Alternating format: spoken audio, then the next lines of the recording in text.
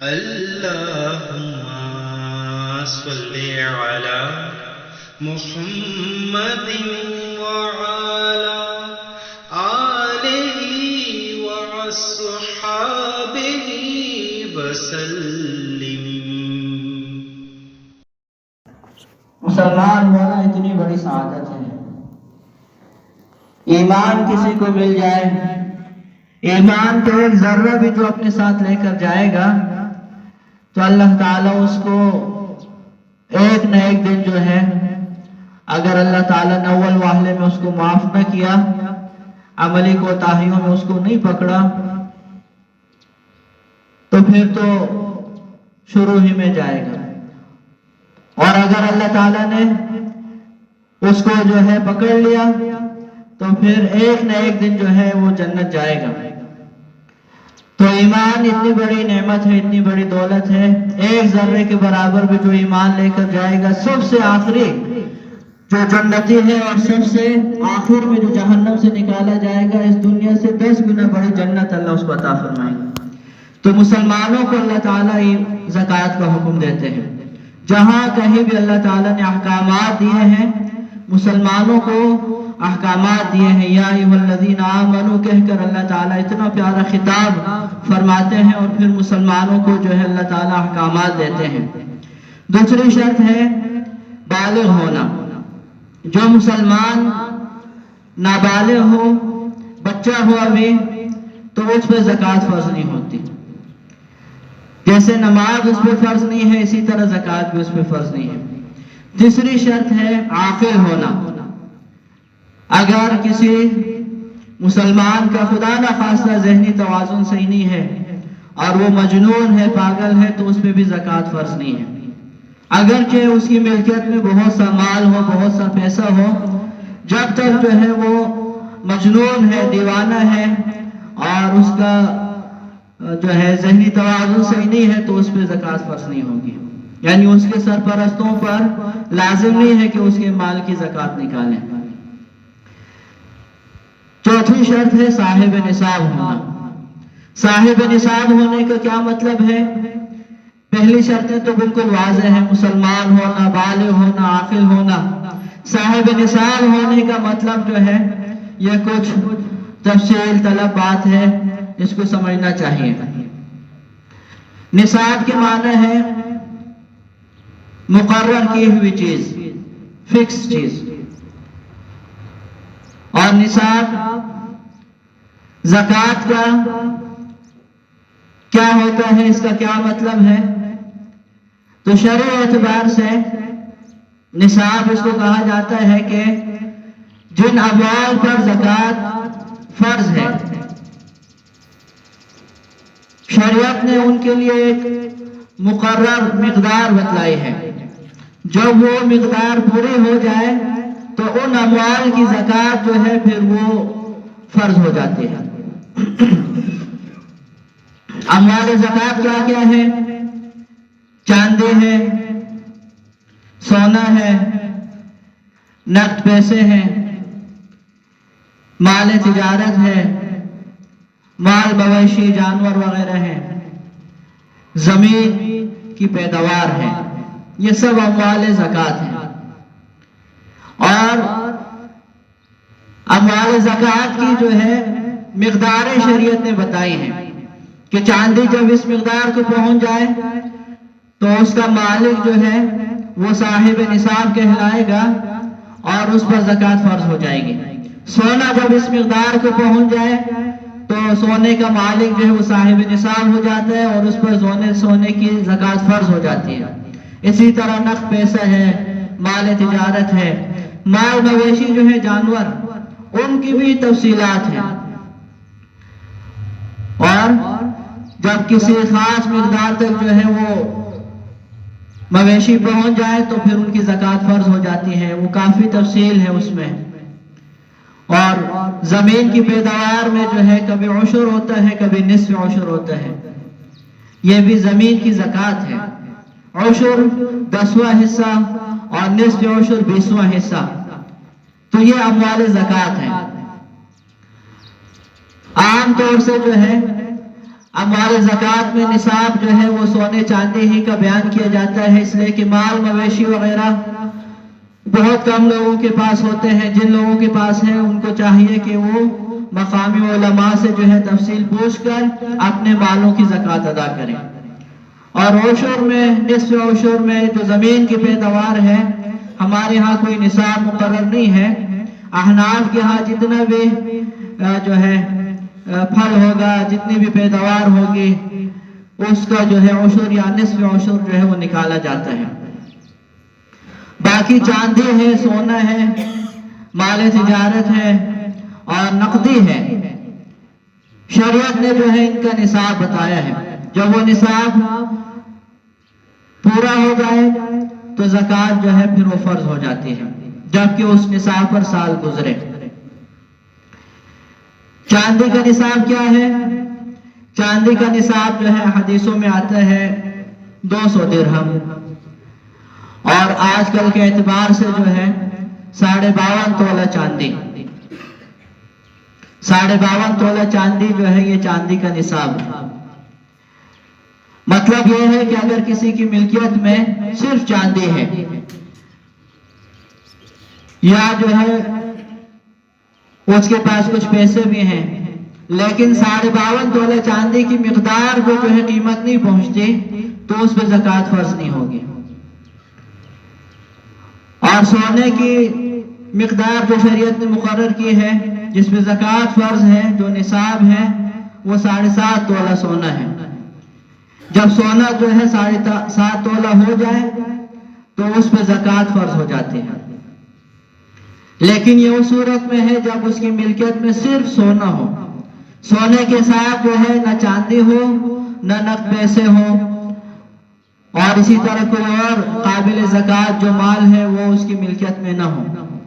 صرف سونا ہے. جیسے بہت سی عورتوں کے پاس جو ہے صرف سونا ہوتا ہے، اس کے علاوہ ان کے پاس 1 روپیہ نہیں ہوتا. ایسی عورتیں بہت سی پائی جاتی ہیں ہمارے معاشرے میں کہ ان کے پاس صرف سونا ہوتا ہے بس، اور جو کچھ ہوتا ہے وہ شوہر کی ملکیت ہے سب. شوہر اس کو کہتا ہے کہ جتنا پیسہ چاہیے، جو کچھ چاہیے میں حاضر ہوں، بس میرے پیسوں سے جو ہے اپنی ضروریات آپ پوری کریں، باقی یہ ہے کہ ملکیت سب شوہر کی ہوتی ہے. تو ایسی صورت میں پھر دیکھا جائے گا کہ 7.5 تولہ سونا ہے یا اس سے کم ہے. اگر 7.5 تولہ سونا نہیں ہے، کم ہے، تو پھر زکوٰۃ فرض نہیں ہوگی. اور اگر 7.5 تولہ ہے یا ایسے زیادہ ہے تو پھر زکوٰۃ فرض ہو جائے گی. اور یہ تو صورت میں تھا صرف چاندی ہو، صرف سونا ہو. اور اگر سونے کے ساتھ جو ہے کچھ پیسے وغیرہ ہو،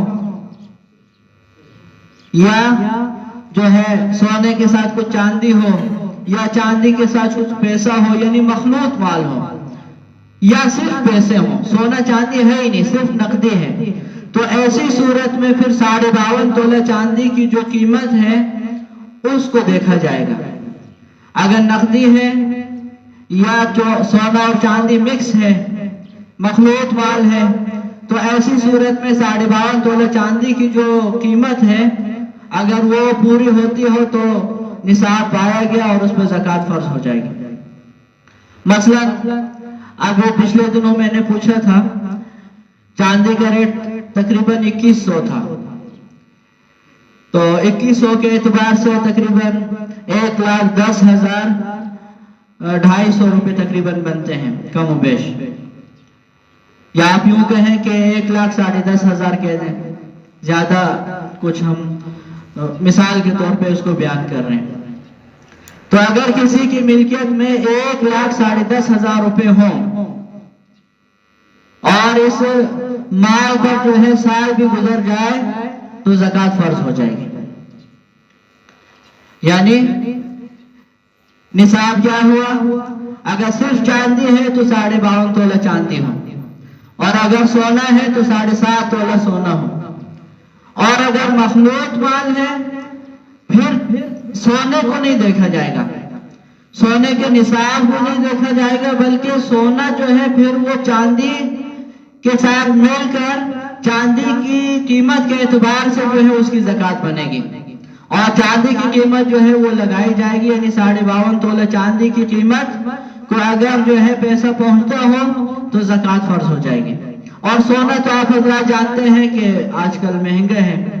आजकल तोला क्या चल रहा है सोना? 2 लाख से ऊपर हो गया ना। यानी अगर किसी के पास 1 तोला सोना है और इस 1 तोला सोने के साथ उसके पास कुछ चांदी है, बस उस पर ज़कात फर्ज हो गई। इसलिए कि चांदी के निसाब आप हजरात ने सुना कि 1,10,500 बन रहा है और सोना 1 तोला जो है वो 2 लाख से तजावुज कर गया है। तो अगर कुछ चांदी और 1 तोला सोना भी हो तो ज़कात फर्ज हो गई। और अब इस पर जो है साल के गुजरने पर ज़कात की अदायगी जरूरी हो जाएगी। तो ये है निसाब। अब जो आदमी जो है साहिब निसाब हो जाए, और पहली शर्तें भी मलहूज हैं कि मुसलमान हो, बालिग हो और आकिल हो, और वो साहिब निसाब हो, और इसके निसाब पर साल गुजर जाए तो ज़कात की अदायगी जो है फर्ज हो जाएगी। यानी अगर वो ज़कात अदा नहीं करेगा तो वो गुनहगार है और बहुत खतरे में है, और दुनिया और आखिरत के वबाल का जो है वो शिकार होगा, बहुत परेशानियां उठाएगा। इसलिए कि ज़कात जो है आम सदका खैरात की तरह नहीं है, बल्कि ज़कात अरकान इस्लाम में से एक अजीम रुकन है। अगर कोई शख्स माल की ज़कात अदा नहीं करता, वो हाजी साहब हो, वो मुफ्ती साहब हो, वो मौलवी साहब हो, वो सूफी साहब हो, वो तबलीगी साहब हो, वो नमाजी हो, वो रोजेदार हो, जितना बड़ा अपने आप को दीनदार कहलवाए, अगर वो अपने माल की ज़कात सही अदा नहीं करते, वो बेदीन आदमी है, वो गुनहगार है। इसलिए कि जिस तरह नमाज के बारे में अल्लाह ताला ने फरमाया है कि नमाज जो है दीन का बुनियादी सुतून है। अस्सलातु इमादुद्दीन फमन अक़ामहा फ़क़द अक़ामद्दीन वमन हदिमहा फ़क़द हदिमद्दीन। इसी तरह अरकान इस्लाम में से हुज़ूर अलैहिस्सलाम ने ज़कात को भी बयान किया। बुनियल इस्लाम अला ख़म्स शहादत अल्ला इलाहा इल्लल्लाह व अन्ना मुहम्मदन अब्दुहु व रसूलुहु व इक़ामिस सलाह व ईताइज़ ज़कात व हज्जिल बैत व सौम रमज़ान और कमा क़ाल अलैहि सलाम। तो अरकान इस्लाम के बुनियादी सुतूनों में से एक सुतून जो है वो ज़कात की अदायगी है। अब जो आदमी ज़कात की अदायगी को फर्ज ही न समझे और इस फर्जे का इनकार करे तो वो तो मुसलमान ही नहीं है। इसलिए कि ये तो मशहूर और मारूफ मसला है कि किसी भी गुनाह को हलाल समझने वाला जो है वो काफिर हो जाता है। हलाल समझ के आदमी जब कोई गुनाह करेगा फिर वो काफिर हो जाएगा। लेकिन अगर कोई शख्स जो है हलाल समझ के कोई गुनाह नहीं करता, गुनाह को हराम समझ के करते हैं, अपने आप को गुनाहगार समझ के करते हैं, तो वो काफिर नहीं होगा। हाँ, गुनाहगार है, उसको चाहिए कि गुनाह छोड़े, तौबा करे, अल्लाह से माफी मांगे। लेकिन जब तक कोई शख्स जो है गुनाहगार समझकर अपने आप को गुनाह करते रहे तो यह मसला है। और अगर कोई शख्स किसी गुनाह को बिल्कुल हलाल समझ के करे और वो कहे कि गुनाह ही नहीं है, जैसे बहुत से गुनाहों को आज हमने जो गुनाहों की फेहरिस्त से निकाल दिया है और उसको जायज करने के चक्कर में लगे हुए हैं, गुनाह की फेहरिस्त से उसको निकालने के चक्कर में लगे हुए हैं, बजाय इसके कि हम तौबा करते, नादिम होते, अल्लाह ताला के यहाँ गिड़गिड़ाते और अल्लाह ताला के यहाँ जो है अपने गुनाह की माफी मांगते। हम क्या कर रहे हैं? गुनाहों की फेहरिस्त ही से उस गुनाह को निकालने की कोशिश में लगे हुए हैं। जैसे सूद है, बहुत से लोग आज कहते हैं कि सूद के बगैर जो है वो कारोबार चल ही नहीं सकता, और सूद जो है वो हराम नहीं है, वो उस जमाने में हराम था। उस जमाने में लोग मजबूर थे तो मालदार लोग उनसे जो है वो फायदा हासिल करते थे, उनको मजबूर करते थे और उनसे सूद लेते थे। आजकल तो लोग अपनी खुशी से बड़े बड़े सेठ जाते हैं, सूद लेते हैं। इसी तरह बहुत से लोग जो है वो दारू मुंडाते हैं। अब ये गुनाह है कबीरा है, तो इसको आखिरी दर्जा यह है कि आदमी गुनाह को गुनाह समझ के करे। अगर कोई शख्स खुदा ना खास्ता ये कहना शुरू करते कि नहीं ये गुनाह ही नहीं है और जो है ये कोई मसला ही नहीं है, अल्लाह ताला ने इसकी इजाजत दी है, तो ये आदमी फिर ईमान से भी गया। اگر یہ شادی شدہ ہے تو اس کی بیوی اس کے نکاح سے گئی، بس نکاح ٹوٹ گیا۔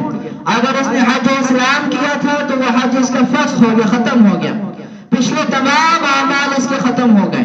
جب تک یہ ایمان کی تجدید نہیں کر لیتا، لا الہ الا اللہ محمد رسول اللہ کا جو ہے اقرار نہیں کرتا، اور دوبارہ حج اگر یہ مالدار ہے تو اس میں فرض ہے اپنے بیوی کی نکاح کی تجدید بھی کرائے اور دوبارہ نکاح پڑھوائے، یہ معمولی مسئلہ نہیں ہے۔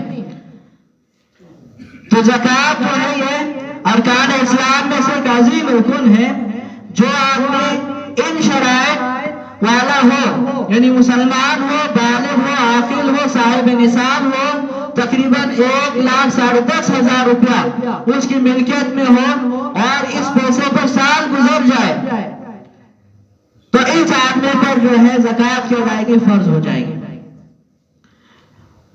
اب اس میں کچھ ذیلی مسئلے ہیں، سمجھنے چاہیے، بہت سے لوگوں کو جو ہے موٹے موٹے مسئلوں کا بھی علم نہیں ہے، تو اس وجہ سے زکوٰۃ سے متعلق بیان رکھا گیا۔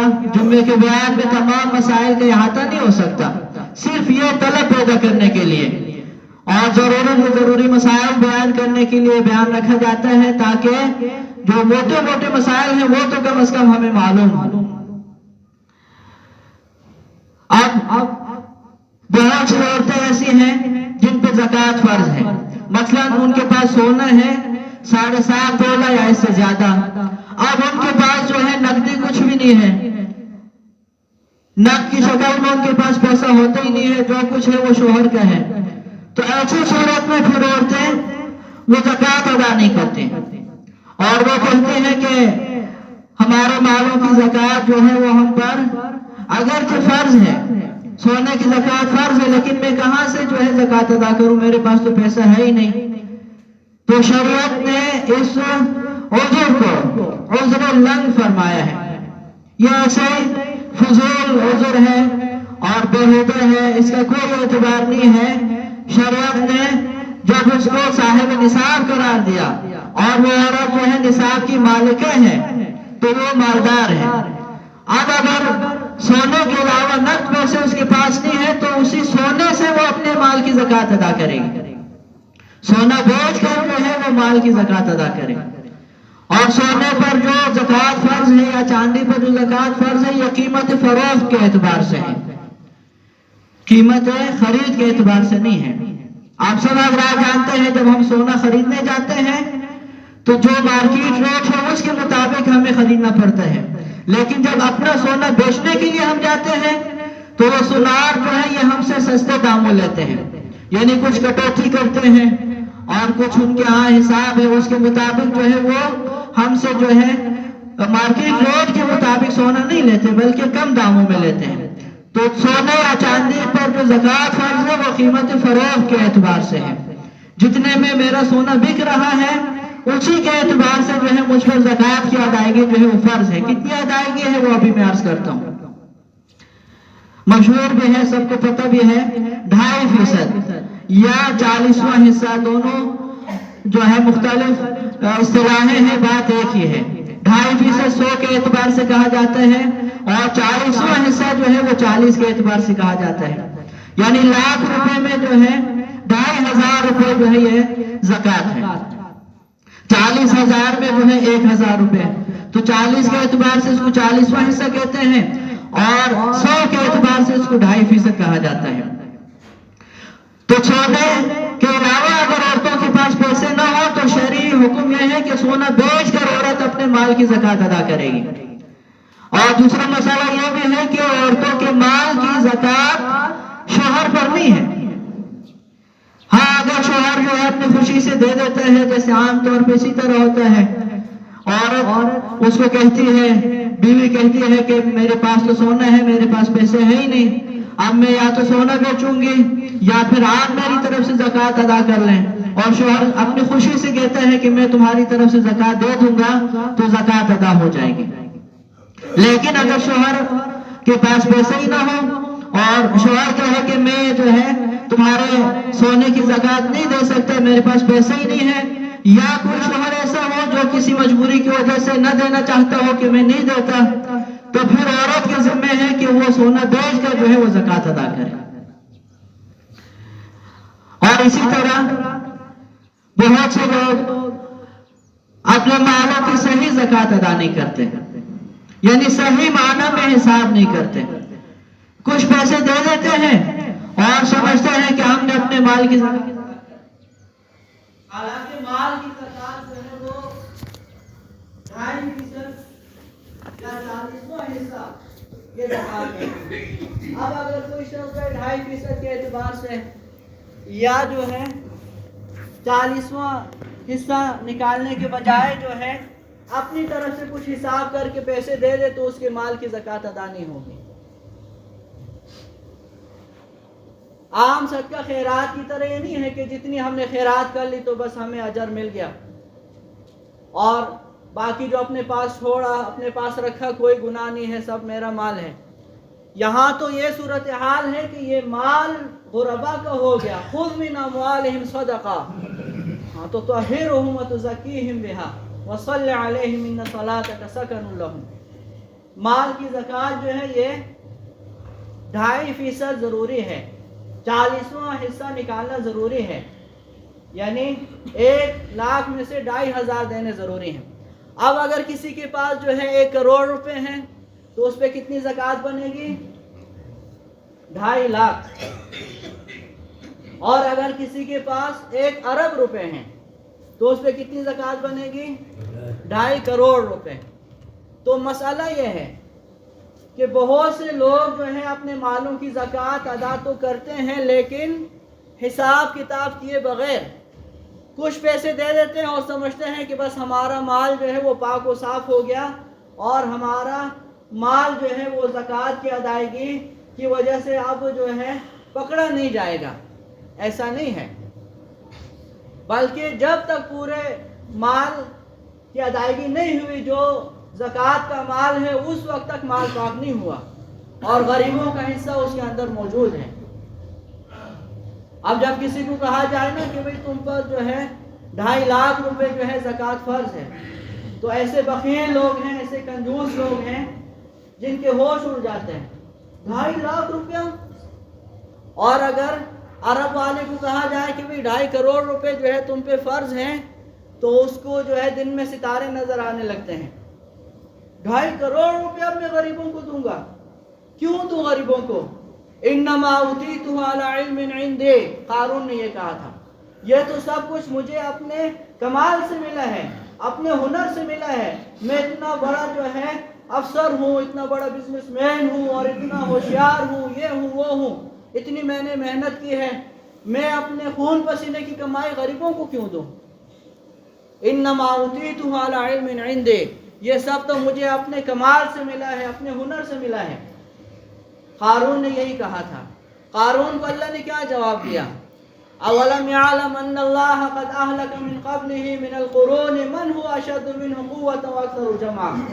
کیا یہ قارون نہیں جانتا؟ مطلب یہ ہے کہ اس کو معلوم ہے۔ کیا یہ قارون نہیں جانتا کہ اس سے پہلے کتنے لوگوں کو ہم ہلاک کر چکے ہیں جن کا مال بھی اس سے زیادہ تھا، جن کا مجموع بھی اس سے زیادہ تھا؟ کہاں چلے گئے وہ لوگ؟ یہ آج اپنے مال کی زکوٰۃ نہ دے کر اپنے آپ کو جو ہے پھنسا رہا ہے دنیا اور آخرت کے وبال میں، اور اس کا نعرہ کیا ہے، اس کا دعویٰ کیا ہے کہ یہ سب میرے اپنے کمال سے ہے، اپنے ہنر سے ہے، اپنی ہوشیاری سے ہے، میں کیوں غریبوں کو یہ مال دوں؟ تو کیا اس کو پتہ نہیں ہے کہ اس سے پہلے کتنے ہم ایسے لوگوں کو ہلاک کر چکے ہیں جو مال میں اس سے بھی زیادہ تھا؟ آج ہم قارون کے مال کی مثال دیتے ہیں نا، یار اس کے پاس قارون جیسا خزانہ ہے، اور واقعی قارون کا خزانہ ایسا تھا، اللہ نے قرآن میں فرمایا کہ اس کا اتنا مال تھا، ان مفاتحہ لتنوء بالعصبۃ اولي القوہ، کہ اس کے مال کی اور خزانوں کی چابیاں جو تھی وہ ایک بھاری بھرکم جماعت کو تھکا دیتی تھی۔ جب چابیاں اتنی زیادہ تھیں تو اس کا خزانہ کتنا ہوگا؟ اور قارون کو اللہ کیا فرما رہے ہیں کہ تم سے پہلے کتنے لوگ ایسے گزرے جو تمہیں بھی معلوم ہے کہ ان کا خزانہ تم سے بھی زیادہ تھا، ان کا مجمع تم سے بھی زیادہ تھا۔ آج کہاں ہے وہ لوگ؟ کہاں چلے گئے؟ سب زمین کے نیچے چلے گئے۔ اور قارون کو تو اللہ نے جو ہے جیتے جاگتے زمین میں دھنسا دیا۔ فخسفنا بہ وبدارہ الارض، ہم نے اس کو اور اس کے محل سرائے کو جو ہے زمین میں دھنسا دیا۔ تو اس لیے یہ مسئلہ ذہن نشین کر لیں صرف چند ہزار روپے دینے کی وجہ سے اور چند 100 روپے دینے کی وجہ سے جو ہے ہم اس فریضے سے سبکدوش نہیں ہوں گے جب تک اپنے مالوں کی پوری زکوٰۃ ہم ادا نہ کریں۔ ہم نے دیکھا ایسے لوگ ہمیں معلوم ہیں جو صحیح حساب کتاب کر کے اپنے مالوں کی زکوٰۃ نہیں دیتے، اور وجہ کیا ہے؟ ان کا بخل ہے، ان کی کنجوسی ہے۔ اور یہ بات بھی ذہن میں رکھیں، شریعت میں بخیل اسی شخص کو کہا جاتا ہے جو زکوٰۃ نہیں دیتا۔ جو زکوٰۃ نہیں دیتا وہ بخیل ہے۔ جس نے اپنے مال کی زکوٰۃ دے دی شرعاً وہ بخیل نہیں ہے۔ ہاں یہ الگ بات ہے کہ وہ سخی بھی نہیں ہے۔ سخی اس کو کہا جاتا ہے جو دونوں ہاتھ جو ہے کھول کے لٹاتا ہے، کسی کو جو ہے وہ ایسے جانے نہیں دیتا۔ جیسے حضور علیہ السلام کی ذات اقدس کی کان اجود الناس، سب سے زیادہ سخی حضور علیہ السلام کی ذات ہے۔ حالانکہ مال حضور علیہ السلام کے پاس اتنا نہیں تھا، لیکن اللہ تعالیٰ کے بعد سب سے زیادہ سخاوت کرنے والی ذات حضور اکرم صلی اللہ علیہ وسلم کی ذات ہے۔ کیوں؟ اس لیے کہ حضور علیہ السلام نے کبھی کسی مانگنے والے کو یہ نہیں فرمایا اللہ کہ میرے پاس نہیں ہے، اگر ہوتا دے دیتے، اگر نہیں ہوتا اس کو فرماتے کہ آپ رک جائیں، اللہ تعالیٰ کہیں سے انتظام کر دیں گے۔ اور بعض کو تو یہ فرما دیتے کہ میری طرف سے جو ہے آپ ادھار لے کے چلے جائیں۔ دکاندار کو کہتے کہ یہ رسول اللہ صلی اللہ علیہ وآلہ وسلم کے لیے میں لے جا رہا ہوں۔ کتنے لوگوں کو اس طرح جو ہے دکانوں اور تاجروں کے پاس بھجواتے ہیں کہ میری طرف سے آپ جو ادھار لے کر اپنا کام پورا کر لیں، پھر اللہ خیر کرے گا، میں ان کو دے دوں گا۔ تو سخی وہ ہے جو کسی کو بھی نہ لوٹائے اور کبھی لا نہ کہے، کبھی جو ہے انکار نہ کرے۔ اور اگر کسی نے انکار کرنا ہی ہے ہمارے لیے جو ہم سخی نہیں ہیں، حکم یہ ہے کہ قول معروف و مغفرۃ خیر من صدقۃ یتبعها اذی، کہ اگر پیسے نہیں دینے تو اس کو گالی بھی مت دو، اگر پیسے نہیں دینے، صدقہ خیرات نہیں کرنا تو اس کو جھڑکو مت، اس کو ڈانٹو مت، بلکہ اچھے طریقے سے اس کو جواب دے دو اور اس کو کہو کہ بھائی ابھی میرے پاس نہیں ہے، آپ جو ہے اللہ آپ پر رحم فرمائے، اللہ آپ کا مسئلہ حل فرمائے، اللہ آپ کی حاجت پوری فرمائے، میرے پاس پیسے نہیں ہیں۔ آج کل یہ ہے کہ ہم جو ہے ڈانٹتے ہیں اور مارتے ہیں اور دھکے دے کے ان کو نکالتے ہیں۔ ایک شخص جو ہے شروع میں بڑا جو ہے وہ سخی بنا اور اس نے لوگوں کو کہا کہ بھائی آؤ میں اپنے مالوں کی زکوٰۃ تمہیں دوں گا۔ اب لوگ تو یہ حال ہے کہ خشک روٹی جو ہے وہ میسر نہیں ہے۔ صورتحال سب کو معلوم ہے کہ کیا صورتحال ہے۔ یہ جو خالی آٹا ہے نا، بہت سے لوگ ہمارے معاشرے میں ایسے پائے جاتے ہیں کہ صرف یہ آٹا جو ہے وہ اب نہیں دستیاب کر سکتے۔ تو جب بیچاروں کو پتہ چلتا ہے کہ بھی فلاں جگہ جو ہے ایک سخی ہے اور وہ جو ہے اس طرح غریبوں کے ساتھ مدد کرتے ہیں، تو دور دور سے لوگ آتے ہیں۔ اب ایک مرتبہ اس نے مشہور کرایا اپنے آپ کو، پھر جب لوگ آنے لگے اس کے دروازے پہ، پھر ان کو گالیاں دے کے بھگاتا تھا، تمہیں اور کوئی نہیں ملا، صرف میرے دروازے پہ آتے ہو، میں نے ٹھیکہ لیا ہے تمہارا۔ اور عجیب بات ہے، زکوٰۃ کا مال دیتے ہیں جو کہ ان کا حق ہے، پھر ان پر احسان بھی جتلاتے ہیں۔ تو یہ میں نے صرف شرائط بیان کی ہیں۔ اب مستحقین زکوٰۃ کون ہیں، ان کی اپنی شرائط ہیں، وہ شرطیں جب پائی جائیں تو پھر وہ لوگ مستحق زکوٰۃ بن جاتے ہیں، زکوٰۃ لینے کے حقدار ہو جاتے ہیں۔ پھر اس کے بعد ادائیگی کی صحت کی شرائط کیا ہیں اور ادائیگی کی قبولیت کی شرائط کیا ہیں، انشاءاللہ زندگی رہے اگلے جمعے اس پہ بیان کروں گا۔ تو آپ شرائط کا خلاصہ سن لیں، کن لوگوں پہ زکوٰۃ فرض ہے۔ زکوٰۃ مسلمانوں پہ فرض ہے۔ سب سے پہلی شرط مسلمان ہونا، دوسری شرط بالغ ہونا۔ بچوں پہ زکوٰۃ فرض نہیں ہے، اگر ان کی ملکیت میں مال ہے تو ان کے سرپرستوں کے ذمہ نہیں ہے کہ ان کے مالوں کی زکوٰۃ ادا کریں۔ تیسرے نمبر پر ہے عاقل ہونا، یعنی مجنون اور پاگل اگر کوئی صاحب نصاب ہے تو اس کے مال کی زکوٰۃ ادا کرنا اس کے سرپرستوں پر لازم نہیں ہے۔ چوتھے نمبر پر شرط یہ ہے کہ صاحب نصاب ہو، یعنی 52.5 تولہ چاندی اس کی ملکیت میں ہو یا 7.5 تولہ سونا ہو، اور اگر مخلوط مال ہے تو پھر 52.5 تولہ چاندی کی قیمت کے برابر اس کے پاس جو مال ہونا چاہیے، یعنی 1,10,10,000 روپے تقریباً۔ اور ایک شرط یہ ہے کہ سال بھی گزر جائے. اور ایک مسئلہ اور ذہن نشین کر لیں، ہر پیسے پہ سال گزرنا شرط نہیں ہے. یہ بہت سے لوگوں کو یہ مسئلہ معلوم نہیں ہے. پوچھتے ہیں مفتی صاحب وہ فلاں پلاٹ جو میں نے خریدا تھا، چلیں پلاٹ کا نام آگے، پلاٹ کا مسئلہ بھی بتا دوں گا، تو اس کو جو ہے ابھی خالی 1 مہینہ ہوا ہے، ویسے تو میں زکوٰۃ دیتا ہوں لیکن وہ پلاٹ تو ابھی میں نے خریدا ہے. یا پھر کہتے ہیں کہ ابھی مجھے گریجویٹی ہوئے ہیں اور جو ہے سرکاری طور پہ مجھے جو پیسے ملے ہیں یکمشت، وہ تو ابھی ملے ہیں، ابھی میں ریٹائرڈ ہوا ہوں، کچھ مہینے ہوئے، تو ان پہ تو سال نہیں گزرا. تو مسئلہ ذہن نشین کر لیں، ایک مرتبہ جب کوئی شخص صاحب نصاب ہو جائے، جب اس کے نصاب پر سال پورا ہوگا، اس کی ملکیت میں جتنا بھی پیسہ ہے اس کی زکوٰۃ اس پہ فرض ہے. چاہے ایک دن پہلے اس کو 10 لاکھ روپے ملے، 1 کروڑ روپے ملا، 2 کروڑ روپے ملا، ایک دن پہلے. ہر پیسے پر سال گزرنا شرط نہیں ہے. بہت سے لوگوں کو یہ مسئلہ معلوم نہیں ہے اور اس میں الجھ جاتے ہیں کہ بھئی وہ فلاں پیسے تو ابھی آئے ہیں، فلاں پیسے تو ابھی آئے ہیں. اور پلاٹ کا مسئلہ یہ ہے، غیر منقولہ جائیداد، زمین، مکان، کہ اگر جو ہے ہم نے پلاٹ خریدا ہے کاروبار کے لیے اور جو ہے نفع حاصل کرنے کے لیے، تو ایسی صورت میں پلاٹ پر جو ہے زمین جائیداد پر زکوٰۃ فرض ہے. اور ہر سال جو ہے جو مارکیٹ ریٹ ہے اس کے مطابق زکوٰۃ ادا کرنا ضروری ہے. مثلا ہم نے ایک زمین خریدی تھی اسی لیے تاکہ ہم اس کو جو ہے آگے بیچیں گے اور اس سے نفع کمائیں گے، جیسے آج کل بہت سے لوگوں کا یہی کاروبار ہے. تو ایسی صورت میں وہ زمین اگر ہم نے خریدی ہے مثلا 10 لاکھ کی اور اب سال بعد اس کی قیمت ہوگی 20 لاکھ، تو ہم 10 لاکھ کے اعتبار سے زکوٰۃ نہیں دیں گے، 20 لاکھ کے اعتبار سے اس کی زکوٰۃ بنے گی. اور اگر 20 لاکھ کی خریدی تھی اور اب موجودہ اس کی قیمت ہے 40 لاکھ، تو 40 لاکھ کے اعتبار سے اس کی زکوٰۃ ادا کریں. اور اگر زمین کسی نے خریدی ہے اپنے رہائش کے لیے یا اپنے بچوں کی رہائش کے لیے، یا اس لیے کہ اس کو میں جو ہے مکانات بنا کے کرائے پہ دے دوں گا، تو ایسی صورت میں جو ہے پھر زکوٰۃ نہیں ہے. اب یہ آپ کہیں گے کہ بھی کرائے پہ جب دے گا تو پھر بھی تو اس کو نفع ملے گا.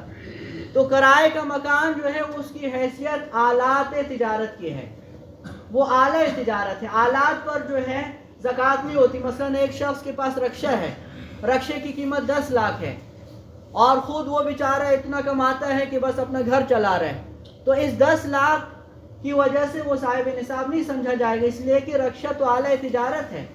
ہاں اگر رکشے ہی کی خرید و فروخت کوئی کرتا ہے، شو روم ہے اس کا اور وہ رکشے بیچتا ہے، گاڑیاں بیچتا ہے، تو پھر یہ رکشے اور یہ گاڑیاں یہ اعلیٰ تجارت نہیں ہے بلکہ یہ مال تجارت ہے، اور مال تجارت پہ جو ہے زکوٰۃ ہوتی ہے. جیسے کسی کے پاس کوئی مشینری ہے کارخانے میں، تو مشینری پہ جو ہے کوئی زکوٰۃ نہیں ہے. ہاں خام مال جو ہے یا تیار شدہ جو مال ہے اس پہ زکوٰۃ بنے گی، اس لیے کہ وہ مال تجارت ہے. تو یہ موٹے موٹے مسئلے میں نے عرض کیے جو کچھ اس وقت اللہ نے ذہن میں ڈال دیے. باقی جس کا کوئی خاص مسئلہ ہو یا کوئی خاص صورت ہو پوچھنا چاہے تو اپنے مقامی علماء سے جا کے مسئلہ پوچھا کریں.